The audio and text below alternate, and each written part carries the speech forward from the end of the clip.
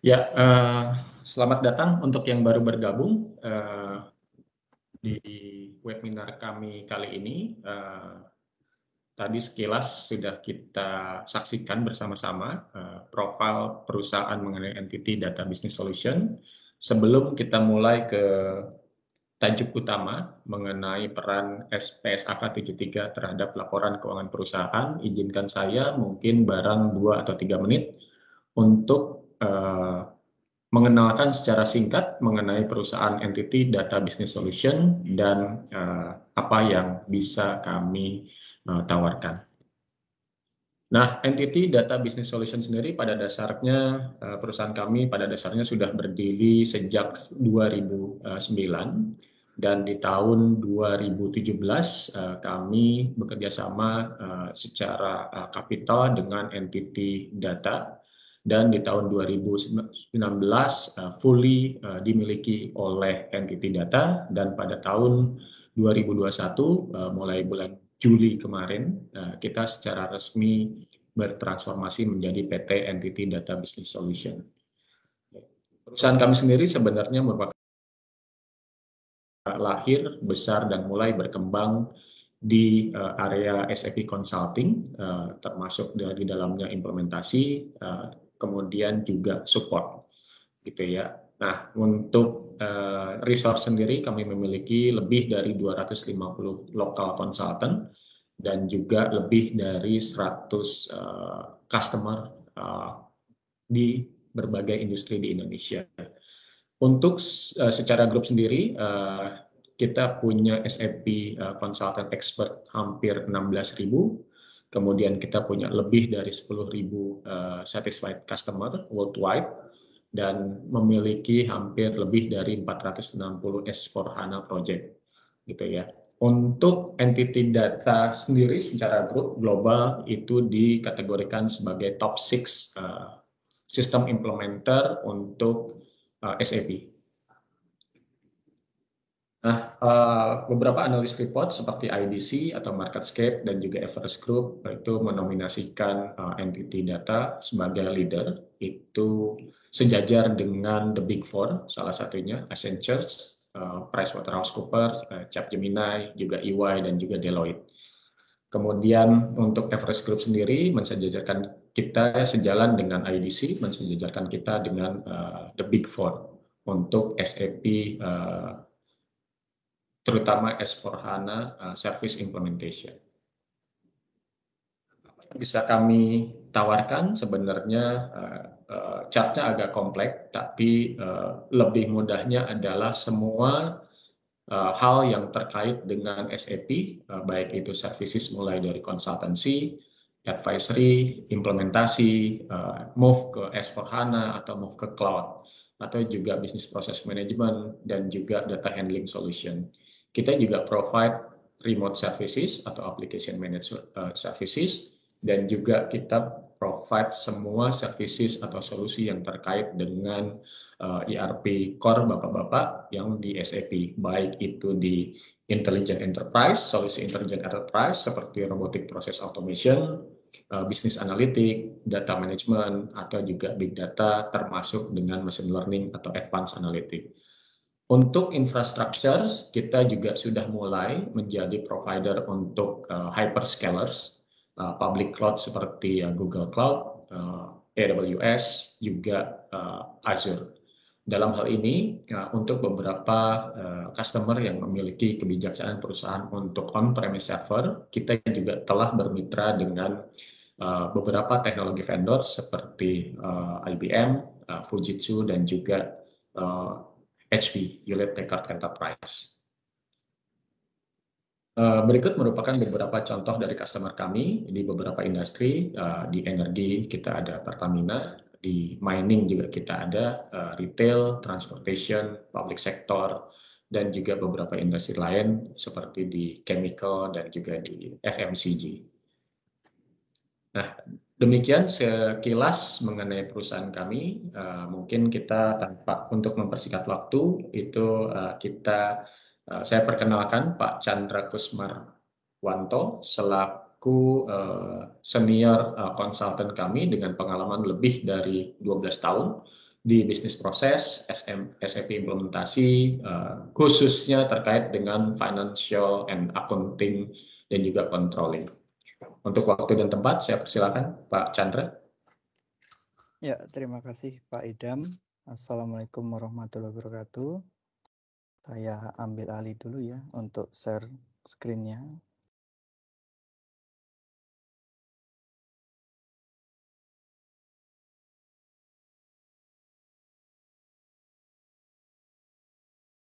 Oke, sudah tampil ya. Terima kasih Pak Idam atas kesempatannya yang sudah diberikan kepada saya. Bismillahirrahmanirrahim. Assalamualaikum warahmatullahi wabarakatuh. Selamat pagi Bapak Ibu peserta webinar Entity Data dengan tema pembicaraan dampak signifikan PSAK 73 pada laporan keuangan perusahaan. Perkenalkan, saya Chandra Kusmarwanto sebagai pembicara pada event webinar kali ini. Dan pada kesempatan yang baik ini, kurang lebih dalam waktu 30 menit, kita akan memahami dampak PSAK 73 terhadap pembaca laporan keuangan, lalu manajemen untuk manajemen internal, dan yang paling penting adalah terhadap internal akuntansi perusahaan.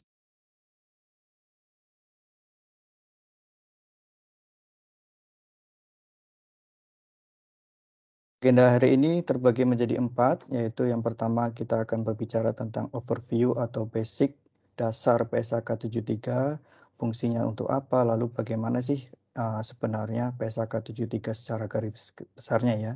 Yang kedua kita akan berbicara terhadap dampak PSAK 73 terhadap finance lead. Yang ketiga dampak PSAK 73 terhadap finance matrix. Dan yang terakhir adalah persembahan solusi dari entity data yang disebut dengan list accounting and reporting.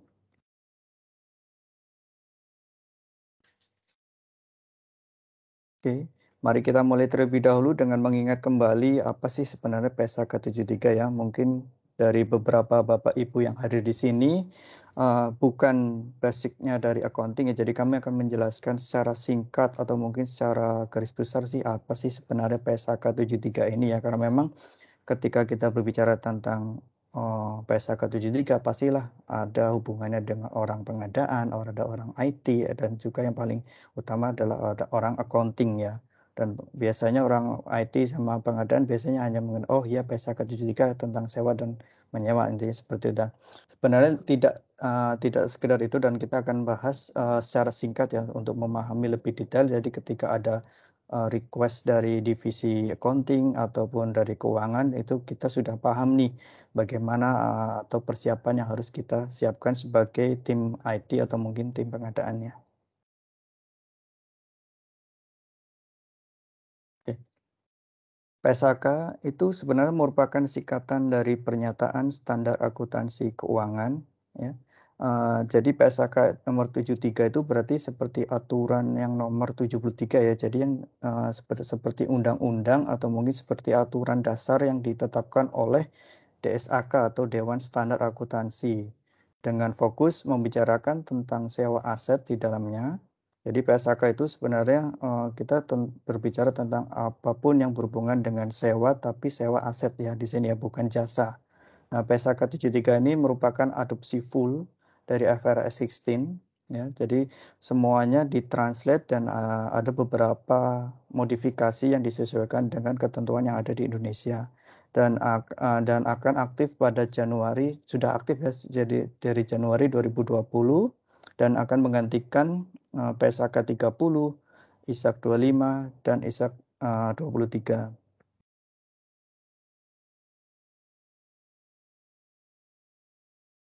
Jadi PSAK ini sebenarnya punya fungsi utama ya sebenarnya kalau kita berbicara tentang tujuannya dari PSAK 73 ini, sebenarnya fungsi utamanya adalah untuk para pembaca laporan eksternal. Di sini misalnya untuk pemegang saham, calon investor, atau mungkin kepada para bos-bos yang bersangat ingin tahu nih terhadap laporan keuangan yang sebenarnya ya, di mana pembaca dapat lebih mudah dalam melakukan perbandingan ya, comparability. Jadi meningkatkan perbandingannya. Yang dimaksud dengan perbandingan di sini adalah kita dapat membandingkan nih antara perusahaan misalnya dalam satu lini bisnis yang sama, jangan sampai ada perbedaan dalam pelaporannya, atau mungkin yang satunya bisa tinggi, yang satunya bisa turun, itu kan pasti di dalamnya ada sesuatu. Nah, itulah fungsi utama PSAK 73. Ya. Jadi contohnya di sini sebenarnya kita akan berbicara misalnya ada dua mining perusahaan ya, yang kita sebut dengan mining 1 dan mining 2. Nah, sebagai contoh di sini diketahui porsi sewa mining 1 adalah kurang dari 10% dari nilai total asetnya. Jadi yang miliki sewa asetnya adalah kurang dari 10%. Sedangkan mining 2 ternyata hampir 70% semuanya sewa. Kondisinya di sini sama-sama mining, tapi yang satunya mining 2 banyak sewanya. Nah, pada aturan lama di PSAK 30, mining 1 melaporkan nilai dari asetnya sebesar 16.900 sekian. Sedangkan di mining 2 ternyata hanya 15.748 ya. Di sini sudah dilihat ya, kalau di dalam laporan keuangan sebagai pembaca laporan eksternal pasti akan membaca lagi tuh di dalam catatan laporan keuangannya ya. Di dalamnya lagi ada nggak sewa asetnya berapa dan lainnya, kita harus lakukan perbandingan secara manual di luar. Nah, dengan adanya PSAK 73 ini kita bisa lihat ternyata kita bisa lihat fairnya di sini ya. Ternyata di mining 2 nilai yang sudah ditampilkan nilai asetnya sebesar 24.000 dan lebih besar daripada mining 1 yang tadinya 16.000 menjadi 19.000. Begitu pula dengan rasio-rasio yang lainnya, terutama di rasio ini ya, rasio hutang jangka panjang, lalu rasio terhadap asetnya pun juga bisa dibandingkan secara imbang ya. Jadi improve comparability-nya terbukti dan memang tujuan utamanya adalah seperti itu.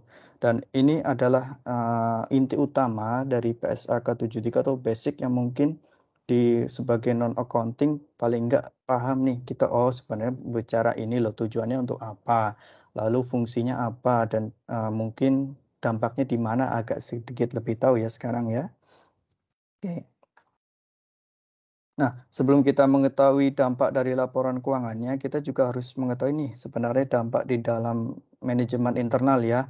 Karena memang laporan keuangan itu pastilah diterbitkan dari tim accounting atau tim keuangan yang sebenarnya itu didukung oleh manajemen IT dan aturan di dalam perusahaannya. Jadi kita nanti akan berbicara dulu nih sebelum kita tahu nih dampak di laporan keuangannya terhadap matriksnya ya. Kita juga harus paham juga nih sebenarnya dampak dari di dalam internalnya itu seperti apa, atau pengaruh di dalamnya terlebih dahulu, karena pengaruhnya juga cukup signifikan terhadap laporan keuangannya. Berikut ini adalah poin-poin yang penting ya untuk yang kita pahami sebagai divisi IT, sebagai divisi manajemen pengadaan ya. Lalu yang paling penting adalah accounting atau keuangan. Yang pertama adalah dari sisi manajemen data ya, di mana data yang dimaksud di sini adalah kontrak yang akan kita catat. Jadi kontrak yang akan kita catat, kita berbicara kontrak karena memang PSAK 73 berbicara full tentang kontrak ya. Jadi kontrak yang harus dicatat itu harus dipelihara, tidak hanya tinggal dimasukkan. Jadi harus didata, harus dicatat seutuhnya, dan lalu kontraknya itu kita asumsikan sebagai master data di dalam dasar pencatatan PSAK 73, mau menggunakan sistem atau menggunakan Excel yang kita sebut dengan manual ya. Yang kedua dari IT system, di sini divisi IT juga harus mempersiapkan sistemnya ya, yang dapat mencatatkan semua kebutuhan PSAK 73 serta dapat memonitoring nih perubahan-perubahan yang terbentuk. Jadi kalau misalnya divisi IT dapat melakukan pembuatan sistem yang bisa melalui Excel atau menggunakan sistem lain ya, itu sangat membantu dalam pelaporan keuangan di dalam akuntansi divisi ya, karena memang ini termasuk perhitungan yang kompleks, karena memang kita berbicara misalnya lebih dari 100 kontrak saja lah, itu sudah maintainnya harus sangat sangat detail seperti itu. Dan yang ketiga di sini kita berbicara tentang accounting policy dan manual ya, karena memang yang berdampak di sini adalah perubahan terhadap aturannya. Jadi sebagai accounting juga harus paham nih tentang aturan yang sudah diterapkan yang baru ya, walaupun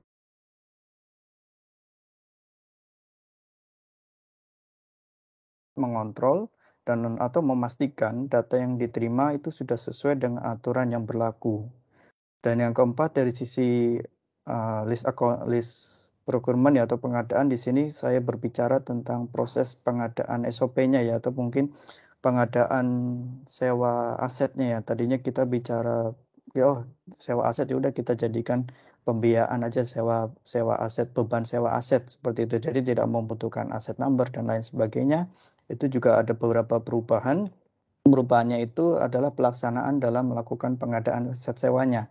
Yang di dalamnya itu berubah SOP-nya dan diperlukan juga nih pemahaman PSAK 73 untuk memastikan kontrak yang dicatat apakah termasuk PSAK 73 atau tidak, seperti itu.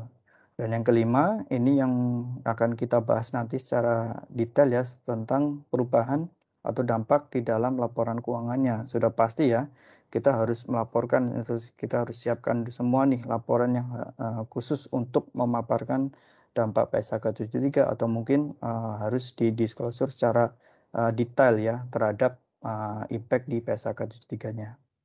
Dan yang keenam, ini yang paling jarang kita bahas, yang paling jarang dibahas di dalam seminar atau mungkin pemahaman PSAK 73, yaitu di dalam pajaknya nih, bagaimana kita mencatatkan pajaknya ya, karena memang kemarin dari sampai tahun 2000 pertengahan ya, kalau nggak salah 2021 itu masih menjadi isu nih ya. Bagaimana sih pajak yang harus kita catatkan? Karena memang pajaknya itu yang kita harus catatkan adalah beban sewanya, bukan nilai depresiasi atau mungkin interestnya. Nah, itulah yang nanti akan kita bahas. Jadi dari keenam poin yang sudah kami sebutkan ini, kita akan berfokus pada poin kelima, ya, poin kelima tentang laporan keuangannya dan sedikit membahas tentang pajaknya ya, karena memang pajak ini masih menjadi isu di PSAK 73. Nah, dampak yang terbentuk dalam finance list atau mungkin di dalam divisi keuangan akuntansi ya, itu sebenarnya di dalam laporan balance sheet dan income statement-nya ya, pasti ya. Karena kita tidak bisa memiliki opsi, yaitu opsi lama itu PSAK 30, kita memiliki dua opsi terhadap sewa aset atau mungkin pengadaan aset sewa ya. Kita memiliki finance list dan operating list. Begitu pula di income statement-nya kita juga kita punya opsi ini untuk PSAK 30 lama. Nah, untuk yang saat ini di PSAK 73 kita dipaksa atau harus mencatatkannya menjadi finance list atau yang kita sebut baru istilahnya kita sebut dengan OLISIS. Seperti itu. Ya, jadi secara detail untuk dampak di dalam pencatatannya di tim accounting-nya ini sebenarnya dipaksa nih ketika memang di dalam sewa ya, semua transaksi kontrak yang di dalamnya mengandung unsur sewa yang lebih dari 1 tahun dan lebih dari nilai minimum aset atau kita sebut dengan low value asset ya, dan ketentuan-ketentuan khusus lainnya itu harus dicatatkan di dalam balance sheet dan yang kita sebut dengan OLISIS seperti itu. Dan apa saja sih sebenarnya laporan keuangan yang harus disiapkan ya atas perubahan PSAK 73 ini ya. Jadi kita selain mempersiapkan secara proses dan tadi ya background-nya, kita juga harus mempersiapkan dari IT-nya juga mendukung ya, dari procurement-nya, dari SOP-nya, dan prosesnya di accounting-nya bagaimana dampaknya, dan yang terpenting adalah output-nya ya. Jadi apa sih yang harus disiapkan di dalam laporan keuangannya ya sebagai tim accounting atas aturan yang baru ini. Oke. Yang pertama adalah pengungkapan atas right of use asset atau hak guna aset ya. Jadi pengungkapan ini kita harus terbitkan atau kita tampilkan di dalam laporan keuangan, dan kita harus istilahnya kita bisa munculkan nih nilai atas mungkin di awal pengakuannya, lalu pada saat tutup bukunya berapa, perubahan yang terjadi berapa banyak ya. Lalu kita harus lihatkan juga nih total dari depresiasi yang sudah dibebankan, dan mungkin akumulasinya juga ya kita harus terbitkan juga. Dan yang kedua dari sisi hutang, lease liability, di sini hutang sewa ya, bukan hutang jangka panjang dan jangka pendek ya. Jadi di sini di posisi laporan keuangannya memang jadi satu pos, yaitu di lease liability, di liabilities, tapi dibuatkan GL tersendiri kalau bisa, karena memang dipisahkan. Dan yang terpenting adalah kita juga bisa harus menerbitkan atau memaparkan berapa nilai interestnya yang kita catatkan selama ini, ya. Lalu untuk biasanya ini utang jangka panjang, jangan jangka pendek, di sisi listnya juga nih. Kalau Bapak Ibu sudah pernah mencoba membuat ya short term and long term liabilities list ini yang untuk khusus sewa, pasti Bapak Ibu untuk yang nilai di atas kontrak di jumlahnya 30 aja, di atas 30. Itu kalau menggunakan Excel sudah tahu ya butuh waktu berapa lama, itu pasti paling enggak kalau 30 mungkin 3 hari, kalau 100 mungkin sampai seminggu ya. Karena memang datanya sangat detail seperti itu. Jadi persiapannya juga harus banyak. Dan yang selanjutnya yaitu pengakuan dan pengukuran terhadap pengecualian ya. Jadi laporan yang harus kita terbitkan selain yang mengandung PSAK 73 tadi ya, sebenarnya ada runtutannya ya dalam pengakuannya ya. Jadi ketika kontrak itu masuk, kita harus kategorikan dulu nih ya, apakah itu mengandung sewa, apakah di atas low value asset, apakah di atas 1 tahun ya. Selain itu kita catat, kita juga harus mengungkapkan juga nih yang hubungannya dengan sewa, tapi yang kurang dari 1 tahun dan kurang dari nilai dari minimum aset kecilnya atau low value asetnya seperti itu. Jadi kita harus ungkapkan juga nilainya. Dan selain itu juga untuk pengungkapan lainnya di sini yang berhubungan dengan income statement. Yang pertama adalah biaya yang berhubungan dengan variable cost ya, variable list ya. Yang di sini variable list itu memang di dalam aturan PSAK 73 itu kita tidak bisa masukkan ke dalam nilai liabilities atau di dalam nilai rate of use asetnya. Kita harus masukkan ke dalam P&L-nya atau income statement-nya. Dan yang selanjutnya kita harus lihat juga nih gain or loss-nya berapa nih atas perubahan ya, misalnya terhadap penjualan aset, sewanya ya, lalu ada leaseback dan mungkin ada sublease-nya, lalu ada misalnya terminasi kontrak ya, early termination ya, itu kita harus paparkan juga nih terhadap perubahan-perubahannya, dan memang di situ harus diwajibkan karena memang termasuk dalam bagian pelaporan. Dan yang terakhir mungkin di sini hubungannya dengan pajak ya, karena memang kita harus mempersiapkan di sini, kita paling tidak mempersiapkan nilai pajaknya ya, karena memang pajak yang kita akuin adalah berdasarkan beban sewanya, bukan dari depresiasinya. Seperti itu. Oke, next ya. Ini sebenarnya untuk persiapan kita dalam melakukan perhitungan pajak ya, atau koreksi pajak, di mana koreksi pajak ini sebenarnya ketika memang kita sudah sebagai akuntansi ya, orang akuntansi sudah mengadopsi full aturan PSAK 73, itu berarti nilai expense yang ada dicatatkan di dalam laporan keuangan itu hilang ya. Kita sudah tidak munculkan lagi nih nilai expense, yang ada adalah interest dan depresiasi. Sedangkan interest dan depresiasi ini mungkin di dalam di sisi pajaknya kita lihat sebagai komersilnya, bukan di fiskalnya. Nah, sebagai pencatatan yang sebagai dasar pajak, biasanya dia lihat dari fiskalnya, itu dari expense-nya ya.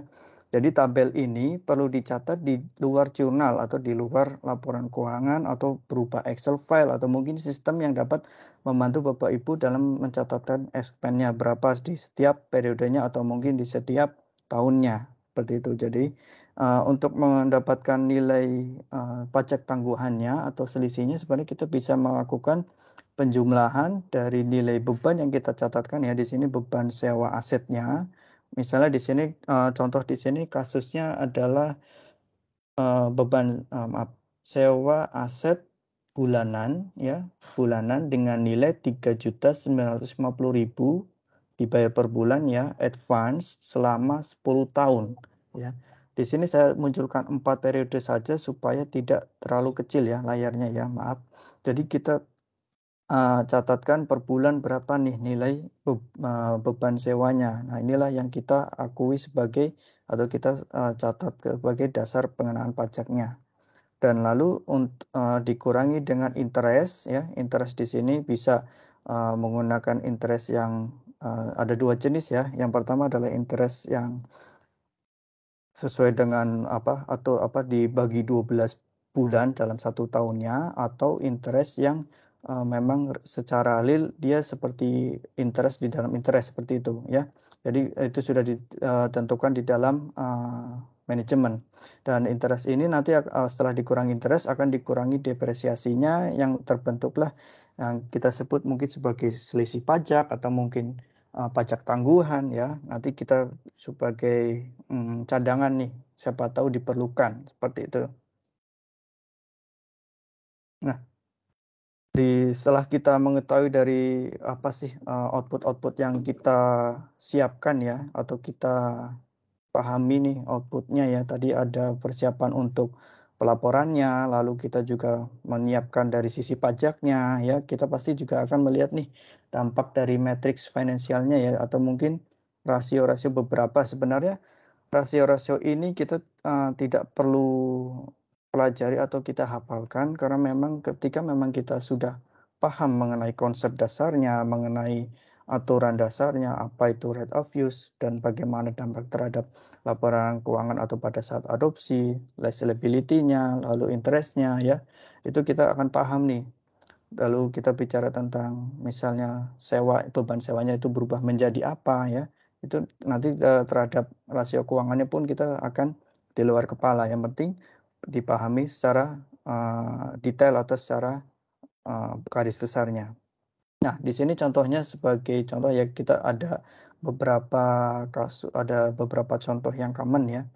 Yang pertama adalah dampak di dalam matriks gearing atau debt to equity ratio. Kenapa di sini naik ya? Kenapa tidak turun? Kenapa bisa naik ya? Karena memang kita sudah bicara tentang tadi pengakuan sewanya ya. Ini kita agak detail. Kalau Bapak Ibu kan sudah pasti sudah banyak mengikuti webinar ya mengenai PSK 73 ya. Jadi pengakuan atas hutang yang kita catatkan itu bukan berdasarkan pengakuan pada saat pembayaran atau periode berjalan ya, tapi pengakuan hutang lease liability ini dicatatkan dari nilai utuh selama kontrak itu berlaku. Misalnya berlaku catatkan 10 tahun itu sebagai lease liability yang mengakibatkan nilai dari hutang itu akan naik secara signifikan. Seperti itu. Begitu pula dengan operating cash flow. Di sisi operating cash flow-nya kenapa ini kok berubah ya atau tambah? Karena memang operating cash flow di sini ada yang hilang ya, ada yang hilang. Hilang yang mana nih? Kalau tadi kita lihat ya. Bentar ke atas lagi.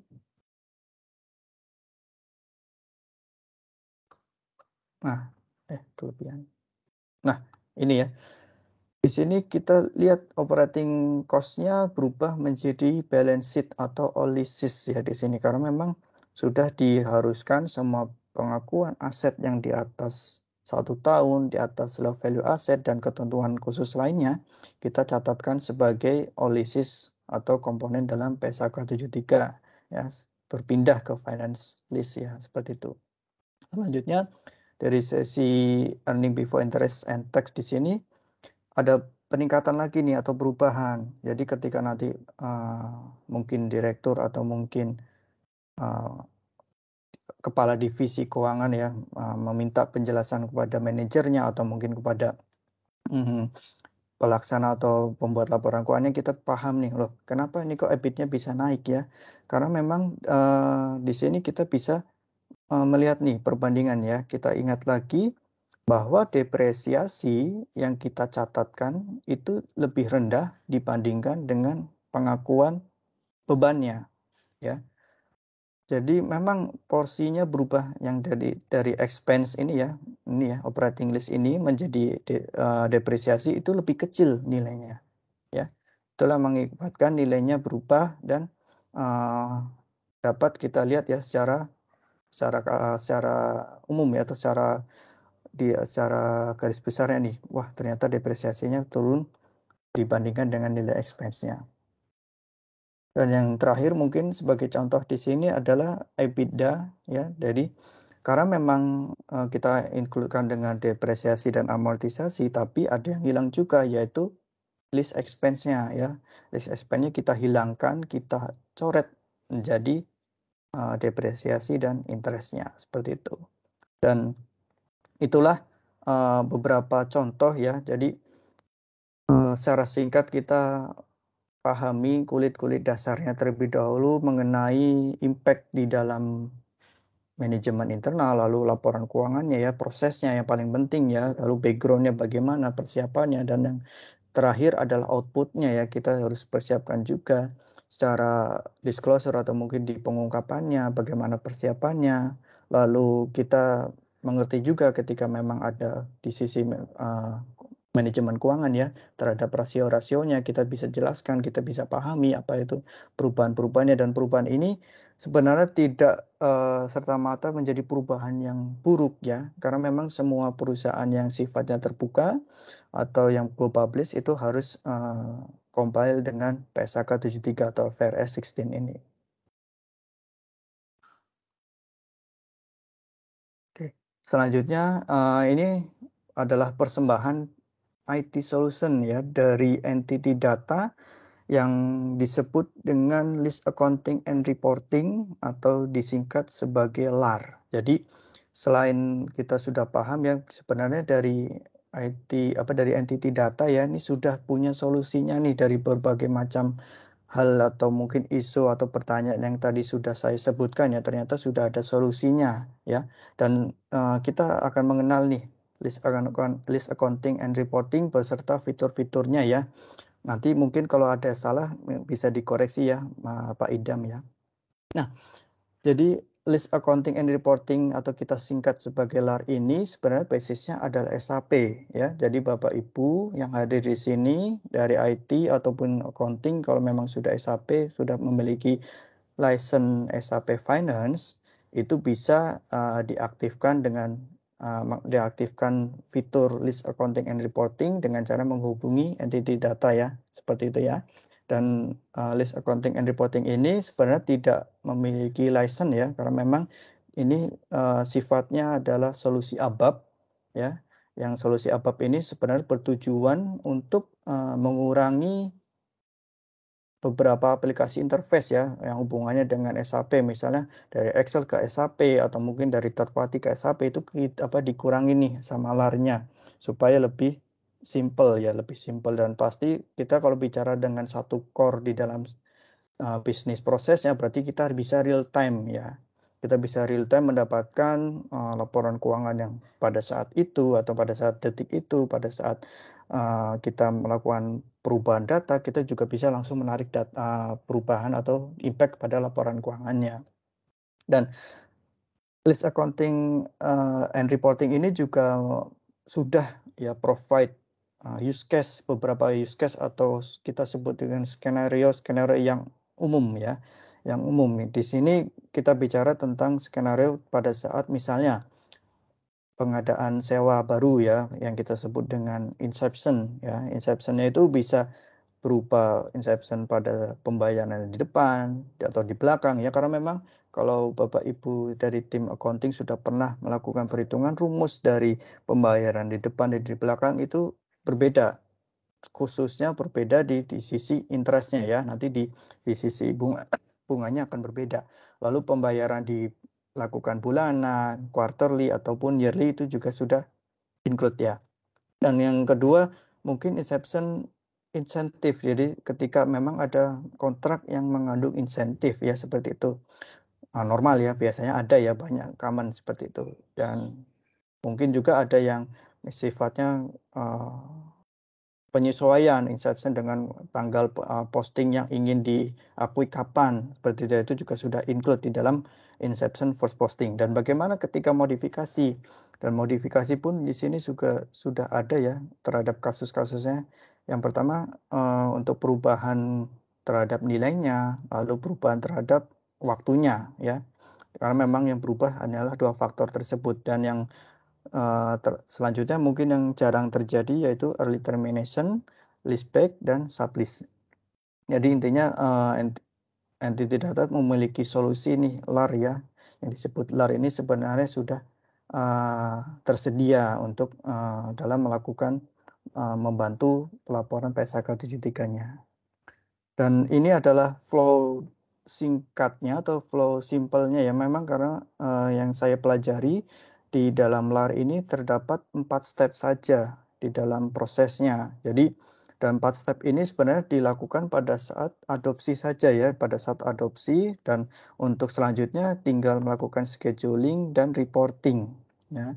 Mari kita coba berbicara ini ya, mengenal nih lebih dalam lagi bagaimana proses implementasinya ya. Yang pertama, kita sediakan master data dan skenario-nya ya. Karena yang kita upload itu sebenarnya master data dan jenis use case-nya ya. Kalau misalnya skenario adalah terdapat modifikasi, berarti master data dasar pertama kontrak awalnya dengan modifikasinya harus diupload berurutan, bukan hasil dari modifikasi terakhirnya. Dan master data ini bisa di-input secara mass atau upload melalui Excel atau di-input manual di SAP-nya. Ya, biasanya ini yang melakukan adalah orang yang biasa melakukan identifikasi terhadap kontrak ya. Dan selanjutnya adalah kalkulasi. Jadi di sini kalkulasi yang disebut di sini sebenarnya lebih ke klik saja ya terhadap kalkulasi, karena perhitungan yang dilakukan ini sudah dilakukan secara background ya.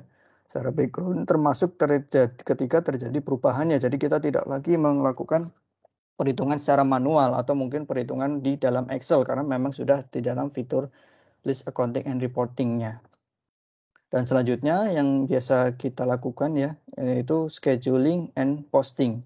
Nah, biasanya setelah implementasi sudah selesai, di sinilah kita akan melakukan posting ya. Jadi sebelum posting kita cek dulu nih schedule-nya sudah sesuai belum, tabelnya ya, secara bulanan kita cek, wah pertama rate of use-nya berapa pengakuannya, kita bisa lakukan pembuktian menggunakan manual Excel, lalu kita cek juga benar nggak dengan yang di SAP, karena di LAR ini juga di dalamnya sudah termasuk dengan tabel yang dipaparkan secara detail ya, jadi tidak ada perhitungan di balik layar, jadi sudah muncul semuanya dan nanti schedule-nya sudah siap untuk diposting.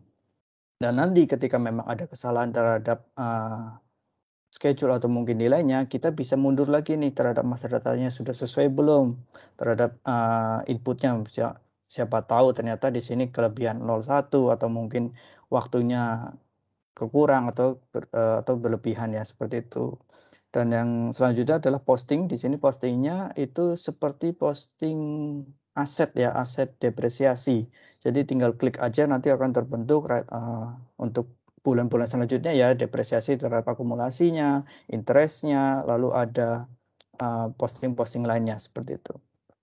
Dan yang terpenting adalah pada saat reporting, di sini kita dapat tinggal menarik nih, bukan melakukan report ya, bukan membuat report, tapi menarik report.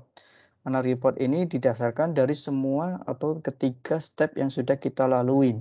Ya, jadi step yang sudah kita lalui kita tinggal tarik nih reportnya. Nah, reportnya itu sudah tersedia untuk disclosure report, lalu ada detail aging report, projection, summary, and schedule ya. Dan di sini sebenarnya fungsinya reporting ini sebenarnya untuk auditor ya, mungkin kelengkapannya lebih ke auditor nih, supaya auditor ketika melakukan sampling membutuhkan data, kita tinggal memberikan transaction code-nya di dalam SAP ini ya, transaction code-nya ini silakan cek sendiri, itu lebih meyakinkan auditor. Biasanya kalau dan auditor akan melakukan sampling terhadap misalnya satu kontrak saja, schedule-nya sudah sesuai belum, report yang diambil sudah sesuai atau belum, dasar-dasarnya dari mana, itulah yang disediakan. Jadi ketika sudah semua sudah disediakan, sebenarnya Bapak Ibu tinggal melakukan ini, posting saja dan melakukan penarikan report, bukan membuat reportnya. Dan ini contoh dari satu report ya, dari LAR atau List Accounting and Reporting, di mana disebut dengan report disclosure ya. Di sini disclosure di sini pengungkapan terhadap nilai aset hak guna. Coba saya zoom bisa.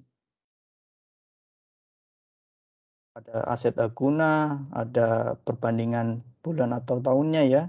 Lalu pengakuan awalnya berapa, lalu perubahannya berapa ya, dampaknya. Di sini contoh kasusnya, wah tidak ada nih dari November 2020 sampai Januari 2021, nggak ada tambahan nilai, berarti nggak ada sewa aset baru, intinya seperti itu. Tapi di nilai akumulasi penyusutannya berbeda nih karena memang dijalankan di per bulan ya, bukan per tahun ya untuk akumulasi depresiasi. Ini ada perubahan kita bisa lihat. Lalu di sisi liabilitas.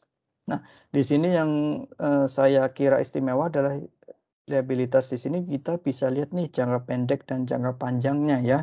Jangka pendeknya itu misalnya kurang dari 12 bulan, jangka panjangnya lebih dari 1 tahun ya misalnya. Di sini kita bisa langsung dapat nilainya ya dan secara periode nanti akan berubah setiap bulannya.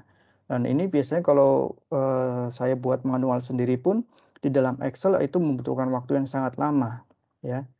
Dan selanjutnya kita juga punya beban sewanya, beban bunga sewanya kita bisa lihat ya terhadap perbandingannya dan lain sebagainya di sini. Ini lebih ke detail terhadap jatuh temponya. Dan biasanya auditor akan bertanya nih, wah ini nilai liabilitas jangka pendek dan jangka panjangnya dasarnya mana nih? Boleh nggak saya bisa minta? Nah, dan di dalam solusi list accounting and reporting dari entity data ini sebenarnya sudah disediakan untuk tikot kepada auditor ya. Jadi misalnya auditor minta, jadi kita bisa melakukan detail ya, membreakdown atas hutang jangka pendek dan jangka panjangnya. Kita tinggal serahkan tiketnya dan auditor dapat melakukan sampling terhadap ribuan kontrak atau mungkin lebih dari ribuan ya biasanya. Itu akan dicek lagi, oh untuk kontrak yang ini misalnya ya, itu dicek lagi ke sistem benar nggak perhitungannya, benar nggak hutang jangka pendeknya segini totalnya dan lain sebagainya.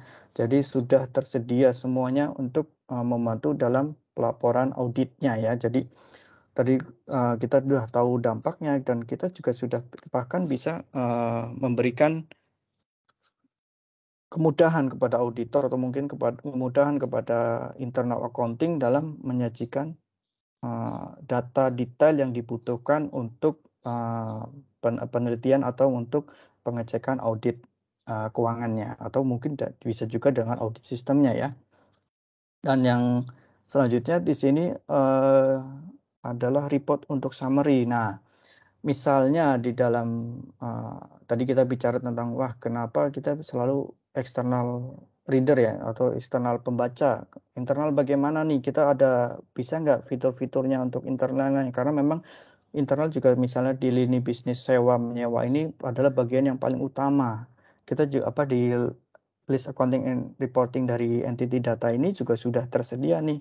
Misalnya untuk report berdasarkan jenis usahanya atau mungkin jenis operasionalnya ya, misalnya untuk biaya operasional atau non operasional, lalu untuk jenis kontraknya ya ada sewa, maaf ya saya zoom dulu, ada sewa tanah, sewa bangunan, sewa kendaraan kita bisa detailkan, atau lalu bisa berdasarkan GL-nya atau mungkin untuk kita memisahkan nih untuk yang biaya operasional atau untuk yang sewa misalnya kendaraan direksi ya kita harus pisahkan karena memang penggunaannya berbeda dan itu sifatnya adalah internal biasanya dan biasanya kalau memang ada kebutuhan seperti itu ini akan sulit kalau memang kita tidak melakukan identifikasi terhadap fungsi-fungsinya dari dalam list accounting and reporting entity data ini sebenarnya sudah dibantu mengidentifikasi, sudah dibantu dalam pemisahan atau mungkin akan ditanyakan kebutuhan-kebutuhan yang diperlukan. Dan di dalam fiturnya yang paling penting pada saat adopsi walaupun kita sudah 2022 ya menjelang ya, ini sebenarnya masih banyak isu terkait pemindahan atau migrasi sistem ya. Karena migrasi sistem ini kita akan mengulang nilainya lagi. Biasanya, wah, ngulang lagi perhitungannya nih, susah lagi. Nah, di sini sudah disediakan fiturnya, jadi Bapak Ibu tidak perlu takut dari pihak IT atau accounting dalam memilih ya atau memutuskan. Karena memang di dalam fiturnya kita sudah memiliki transisi yang lengkap, mulai dari full retrospektif, yaitu penyajian ulang terhadap kontrak-kontraknya, dan nanti juga dibantu oleh konsultan yang sudah berkompetensi ya atau sudah berpengalaman di bidangnya. Tidak hanya berpengalaman di SAP tapi berpengalaman di PSAK 73-nya dalam implementasinya ya. Jadi dibantu dalam transisinya mau milih yang full retrospektif atau yang modified retrospektif. Nah, modified pun juga ada dua jenis yang menggunakan penyesuaian atau tidak menggunakan penyesuaian return earning. Dan untuk yang opsi kedua ini, yang modified ini sudah dibantu full oleh sistem. Jadi perhitungannya tinggal dicocokkan saja, benar nggak, sama nggak. Kalau nggak sama tinggal minta yang penting sama dengan perhitungan yang lama, atau kita akan cari jalan tengahnya nih, yang sebenarnya yang sesuai yang mana, seperti itu ya. Nah, yang terakhir mungkin ya di sini adalah fitur yang mungkin cocok dengan kondisi di Indonesia saat ini, karena memang kondisinya banyak yang terlambat implementasi, banyak yang tidak ingin banyak berubah di dalam proses bisnisnya. Karena ketika kita berbicara tentang perubahan sistem, perubahan pencatatan, biasanya itu dari akarnya pun berubah, misalnya dari pengadaan ya, karena memang pengadaan itu berarti kita tidak lagi mencatatkan beban ya misalnya, tapi harus langsung mencatatkan sebagai right of use asset. Nah, bagaimana nih di sistem lama atau menggunakan manual lamanya ya? Kan kita pasti, waduh, perubahannya banyak ya. Di sini pendekatannya diambil ya dari list accounting and reporting NDP, entity data ini adalah business as usual. Jadi intinya adalah aturan seperti aturan PSAK 30 yang lama, atau mungkin kita terhadap sewa aset itu masih kita mengakui expense-nya, mengakui beban sewanya ya, kita tetap akuin. Hanya di akhir flow, di dalam akhir periode pada saat tutup buku bulanan dari sistem LAR ini akan merubah atau merequest dari expense debit menjadi kredit, dan akan dipecahkan atau dipisahkan sesuai dengan ketentuan yang ada di PSAK 73. Jadi istilahnya tidak ada perubahan SOP, hanya menambahkan satu flow terakhir melakukan reclass. Dan untuk perubahan SOP dan di belakangnya yaitu tidak ada lagi diperlukan, karena kita hanya melakukan reclass, karena memang aturan PSAK 73 ini sebenarnya fungsinya adalah pelaporan ya, bukan dalam proses pencatatannya. Jadi kita boleh nih sebenarnya melakukan reclass terhadap expense-nya ya di akhir periodenya masing-masing. Dan ketika kita mencatatkan expense di sini, kita berarti terbantu untuk mencatatkan dari sisi misalnya persiapan pajaknya lagi nih. Kita juga punya nilai expense-nya, jadi tidak perlu lagi pencatatan di luar sistem seperti itu. Dan itu sudah cukup ya, 30 menit kurang lebih. Terima kasih atas perhatiannya. Saya kembalikan ke Pak Idam. Terima kasih Pak Idam. Terima kasih Pak Chandra atas paparannya. Untuk selanjutnya saya open ke Bapak atau Ibu, jika ada pertanyaan silakan bisa langsung menyampaikan di sesi webinar ini atau via chat barangkali. Kami persilakan.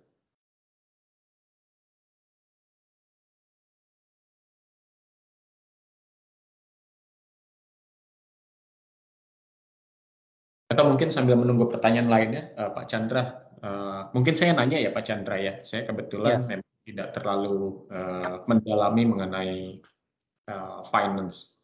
Tadi sempat disampaikan mengenai PSAK 73 itu merubah pola dari laporan keuangan perusahaan ya Pak Chandra.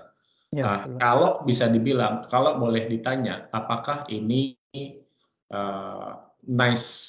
nice to have solusi atau solusi yang memang nice to have untuk suatu perusahaan, khususnya perusahaan yang terbuka atau public company, atau memang ini hanya need to have, Pak Chandra?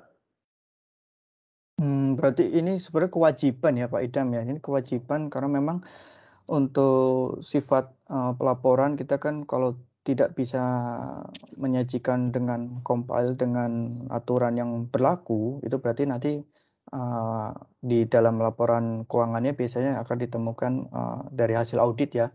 Itu berarti ada komentar dari auditor, mungkin nanti bisa berupa sanksi. Kalau sampai saat ini sih saya belum pernah dengar dengan sanksi ya, tapi yang jelas ini bukan sebagai nice to have ya, tapi sebagai kewajiban terhadap perusahaan yang sifatnya terbuka atau go publish dalam laporan keuangannya. Seperti itu Pak Idam. Berarti ini memang wajib ya, Pak Chandra ya? Wajib, wajib Baik. karena Nah, dan pertanyaan sudah berikutnya Pak Chandra, ya boleh. sepertinya belum ada pertanyaan lain, tapi mungkin sambil menunggu Bapak sama Ibu peserta webinar untuk mengajukan pertanyaan, eh, kalau memang ini diwajibkan Pak Chandra, ada nggak gambaran mungkin dari klien-klien atau customer-customer yang sudah pakai itu berapa sih waktu yang bisa dihemat atau dengan menggunakan solusi LAR, NDBS LAR ini. Jadi kalau dulunya mereka tidak pakai solusi ini, gitu walaupun pakai SAP, dengan kalau mereka setelah implement solusi ini. Ada nggak contoh gambaran berapa waktu yang dihemat, entah itu Hmm. dalam waktu harian kah, atau mingguan kah, atau mungkin bulanan kah? Berapa waktu Ya. yang dihemat untuk mereka consolidate Hmm. laporan keuangan dengan menggunakan LAR itu, Pak? Ya, ya Pak. Jadi kalau berbicara tentang efisiensi itu sebenarnya ada dua jenis ya. Efisiensi terhadap adopsinya, karena memang adopsinya itu biasanya butuh biaya lagi nih, ya. Lalu terhadap transaksi hariannya atau mungkin periode reportingnya ya. Yang pertama itu pada saat adopsinya itu kebetulan ya sudah 2 tahun ini, dari tahun 2020 itu pada saat adopsi itu paling tidak butuh 2 sampai 3 bulan ya tergantung jumlah kontrak dan eh, kompleksitasnya. Dan yang selanjutnya dan itu sudah dengan ini ya dengan maksudnya pemilihan nih mana yang masuk PSAK 7 dan mana yang bukan ya. Dan untuk yang tahun 2021 kan berarti sudah pernah adopsi ya, berarti migrasi sistem ya. Itu juga alhamdulillah kalau nggak salah 2 bulan juga sempat karena memang jumlah kontraknya sedikit seperti itu. Jadi efisiensinya cukup besar di adopsi karena memang kita tidak merubah di sisi aturan perusahaan atau SOP-nya ya. Tadi kayak sudah sebut ya business as usual. Jadi tidak merubah lagi konsep-konsep yang awal, tinggal menambahkan satu step reclass di akhir flow-nya. Dan untuk periodiknya, pelaporannya sebenarnya sangat meningkat ya. Kita coba tadi contoh kasus yang paling sering itu pada saat pengungkapan penilaian right of use asset atau mungkin long term and short term liabilities listnya ya. Itu biasanya pernah sih user ada yang cerita, wah ini mas kalau saya buat 1 bulan nih baru selesai nih ya dengan list and accounting and reporting, tinggal menarik data paling nggak 15 menit nih, yang tadinya 1 bulan kita punya 15 menit dan kita bisa paparkan secara detail kepada auditor terhadap nilai yang sudah diterbitkan seperti itu. Jadi sangat membantu untuk pelaporannya seperti itu Pak Idam. Baik, terima kasih Pak Chandra. Mungkin Bapak Ibu, jika ada pertanyaan karena waktunya itu sudah mendekati ke penghujung acara, barangkali jika ada pertanyaan, silakan disampaikan atau mungkin jika belum ada pertanyaan, itu bisa disampaikan ke email kami, ada kontak di penghujung acara.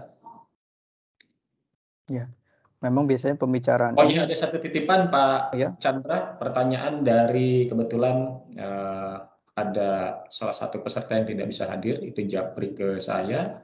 Nah, Mhm. apakah reporting bisa di-custom sesuai dengan kebutuhan perusahaan kami atau standar perusahaan? Ya, Itu itu mungkin singkat aja Pak Chandra, ya karena waktu itu sudah. itu pasti bisa ya, karena bisa, yang penting di dalam lingkup PSAK-nya, bukan misalnya di dalam konsol atau mungkin dengan perusahaan lain ya itu memang sulit. Tapi kalau kita bicara dengan laporan PSAK pasti bisa diterbitkan seperti itu, Pak Idam. Terima kasih. Oke, baik, baik. Terima kasih Pak Chandra untuk itunya, informasinya. Ya, Sepertinya tidak ada pertanyaan lagi, Pak Chandra, dan sudah mendekati penghujung acara. Eh, Mungkin dengan demikian saya tutup, kita bisa tutup sesi webinar kita kali ini. Saya ucapkan terima kasih kepada Pak Chandra dan Bapak ya, Ibu sekalian untuk feedback. Silakan diisi Pak, karena nanti akan ada souvenir menarik dari kami untuk Bapak-Bapak atau Ibu. Dan terima kasih atas partisipasinya. Jika ada pertanyaan lebih lanjut, bisa menghubungi kontak di chat kami, Angelia, atau juga mungkin Pak Chandra, kalau boleh di-share nanti kontaknya Pak Chandra, atau ke ya kontaknya di chat juga boleh Pak Chandra. ya. Demikian Bapak Ibu sekalian, atas waktunya, atas kesediaannya untuk mengikuti webinar kami. Kami ucapkan terima kasih. Mudah-mudahan sesinya bermanfaat untuk Bapak serta Ibu. Mohon dimaafkan atas segala ketidaksempurnaan dalam penyajian webinar kali ini. Akhir kata, saya tutup webinar kali ini. Wassalamualaikum warahmatullahi wabarakatuh.